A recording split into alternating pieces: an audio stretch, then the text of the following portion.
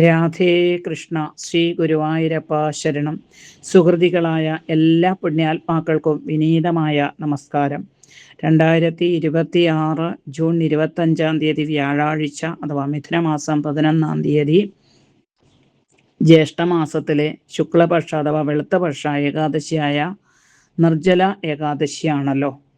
ജലപാനം പോലും ഉപേക്ഷിച്ചുകൊണ്ട് അനുഷ്ഠിക്കുന്ന ഏകാദശി ആയതുകൊണ്ടാണ് ഈ ഏകാദശിക്ക് നിർജ്ജല ഏകാദശി എന്ന പേര് വന്നത്.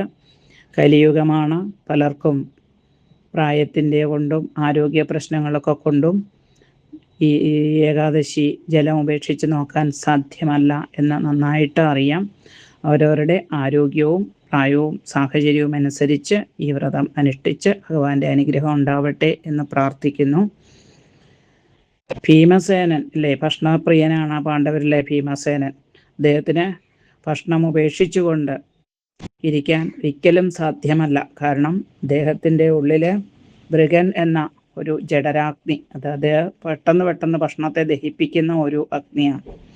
അപ്പം അതുകൊണ്ട് അദ്ദേഹത്തിന് എപ്പോഴും ഭക്ഷണം കഴിച്ചുകൊണ്ടിരിക്കണം. അങ്ങനെയുള്ള ഭീമസേനൻ പോലും ഒരു സൂര്യോദയം മുതൽ അടുത്ത സൂര്യോദയം വരെ മുത്തശ്ശനായ വേദവ്യാസ മഹർഷിയുടെ നിർദ്ദേശപ്രകാരം അനുഷ്ഠിച്ചതുകൊണ്ട്, ഭീമസേനൻ അനുഷ്ഠിച്ചു എന്നുള്ളത് കൊണ്ട്, അത്രയും ഭക്ഷണപ്രിയനായ അദ്ദേഹം പോലും അനുഷ്ഠിച്ച ഏകാദശി എന്ന പേരിൽ ഭീമസേന ഏകാദശി എന്നും, പാണ്ഡവരിൽ ഒരാളായതുകൊണ്ട് പാണ്ഡവ ഏകാദശി എന്നുമൊക്കെ ഈ ഏകാദശിക്ക് പേരുണ്ട്. എല്ലാവർക്കും അവരവരുടെ പ്രായത്തിൻ്റെയും ആരോഗ്യ ഇതനുസരിച്ച് അനുഷ്ഠിച്ച് ഭഗവാന്റെ അനുഗ്രഹം ഉണ്ടാവട്ടെ. ശ്രദ്ധയോടും ഭക്തിയോടും കൂടി അനുഷ്ഠിക്കുന്നവർക്ക് എല്ലാവിധ സർവ്വ സൗഭാഗ്യങ്ങളും അവരാഗ്രഹിക്കുന്ന ഏതാഗ്രഹവും സാധിക്കും എന്നുള്ള ഫലശ്രുതിയോടെ നമുക്ക് ഏകാദശി അനുഷ്ഠാനത്തിലേക്ക് കടക്കാം. ഹരേ രാമ രാമ രാമ ഹരേ ഹരേ, ഹരേ കൃഷ്ണ കൃഷ്ണ കൃഷ്ണ ഹരേ ഹരേ, ഹരേ രാമ രാമ രാമ ഹരേ ഹരേ, ഹരേ കൃഷ്ണ കൃഷ്ണ കൃഷ്ണ ഹരേ ഹരേ, ഹരേ രാമ രാമ രാമ ഹരേ ഹരേ, ഹരേ കൃഷ്ണ കൃഷ്ണ കൃഷ്ണ ഹരേ ഹരേ. ധർമ്മത്തിനെപ്പോഴെല്ലാം ഉടവരുമുടൻ ഭൂതലേ ജാതനായി സർമ്മം സർവർക്കുമേകും സരസിജനയനൻ വാതകേകാദിനാഥൻ. ഈ മണ്ണിൽ ഭക്തിമാർഗം കനിവടരുളുവാൻ വാഴകുന്നത്തു സാക്ഷാൽ ധർമ്മജ്ഞൻ വാസുദേവ ദ്വിജഗുരുവരനായി വന്നു ശോഭിപ്പു ഭാരം. ശ്രീ ഗുരുവായൂരപ്പ ശരണം. ദേവദേവ ഋഷികേശ സംസാരാർണവതാരക ഉദകുംഭപ്രധാനേന നയമാം പരമാം ഗതിം. ഏകാദശി തിഥി ആരംഭിക്കുന്നത് ജൂൺ 24 വൈകിട്ട് 6:12 ആരംഭിച്ച് ഏകാദശി തിഥി 25 8:09 വരെയാണ് ഏകാദശി തിഥി ഉള്ളത്.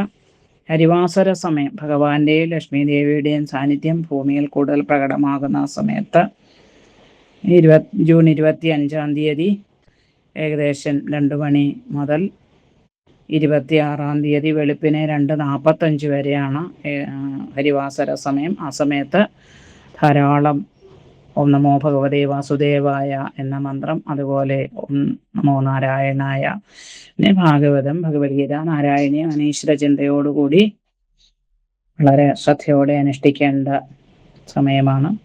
പിന്നെ പാരണം 26 വെളുപ്പിന് ഏകദേശം 5:30 ആരംഭിച്ച് 10 മണി വരെയുള്ള സമയമുണ്ട്. അതിന് മധ്യത്തിലായിട്ട് പതിവായിട്ട് കഴിക്കുന്ന തുളസി തീർത്ഥത്തിനോടൊപ്പം ഉണക്കലരിയോ അവലോ മലരോ ഒക്കെ ഇട്ട് ഭഗവാനെ ശ്രദ്ധയോടും ഭക്തിയോടും കൂടി അവിടുത്തെ പാതാരവിന്ദങ്ങളിൽ ഈ വ്രതാനുഷ്ഠാനം സമർപ്പിക്കുന്നു എന്ന ഭാവത്തോടെ സമർപ്പിക്കാൻ എല്ലാവർക്കും സാധിക്കട്ടെ. ഓരോ ഏകാദശി അനുഷ്ഠാനവുമായി ബന്ധപ്പെട്ട വ്രതകഥ നമ്മൾ സ്മരിക്കാറുണ്ട്.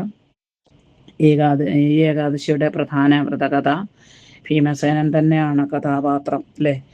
തൻ്റെ സഹോദരന്മാരെല്ലാവരും, അതുപോലെ പാഞ്ചാലിയും അമ്മയായ കുന്തിദേവിയും ഒക്കെ എല്ലാ മാസത്തിലെയും കറുത്തപക്ഷത്തിലെയും വെളുത്തപക്ഷത്തിലെയും ഏകാദശി ദിവസം ആഹാരങ്ങളൊക്കെ ഉപേക്ഷിച്ച് വ്രതനിഷ്ഠയോടുകൂടി ഇരിക്കാറുണ്ട്. പക്ഷേ തനിക്കതിന് സാധിക്കുന്നില്ലല്ലോ എന്ന വിഷമം പലപ്പോഴും ഭീമസേനന് തോന്നാറുണ്ട്. തൻ്റെ ഉള്ളിലെ ജഠരാഗ്നി അഥവാ വൃകൻ എന്ന ആ അഗ്നി ഭക്ഷണത്തെ പെട്ടെന്ന് ദഹിപ്പിക്കുന്നു. അപ്പം അതുകൊണ്ട് എപ്പോഴും ഭക്ഷണം കഴിച്ചു കൊണ്ടിരിക്കേണ്ട ഒരു ഞാൻ എങ്ങനെ വ്രതം അനുഷ്ഠിക്കുമെന്ന് വിഷമിച്ച അദ്ദേഹം ഇതാ മുത്തച്ഛനായ വേദവ്യാസ മഹർഷിയോട് അതിന് പരിഹാരം എന്താണ് എന്ന് ചോദിക്കുമ്പോൾ, ഒരു വർഷത്തിലെ മറ്റേകാദശികളൊക്കെ അനുഷ്ഠിച്ചില്ലെങ്കിലും ഈ ജ്യേഷ്ഠമാസത്തിലെ ശുക്ലപക്ഷത്തിലെ ഏകാദശി ജലപാനം പോലും ഉപേക്ഷിച്ചുകൊണ്ടെന്ന് പറയുമ്പോൾ കുളി, ആചമനാദി അത്യാവശ്യ കാര്യങ്ങൾ ശരീരശുദ്ധിക്കൊക്കെ മാത്രം ഉപയോഗിച്ചുകൊണ്ട് ജലപാനം പോലും ഉപേക്ഷിച്ച് ഭക്ഷണപദാർത്ഥങ്ങളും ഉപേക്ഷിച്ച് ഒരു സൂര്യോദയം മുതൽ അടുത്ത സൂര്യോദയം വരെ ഇരുന്നാൽ മറ്റേകാദശി നോക്കാത്തതിൻ്റെ പാപം ഇല്ലാണ്ടാവും.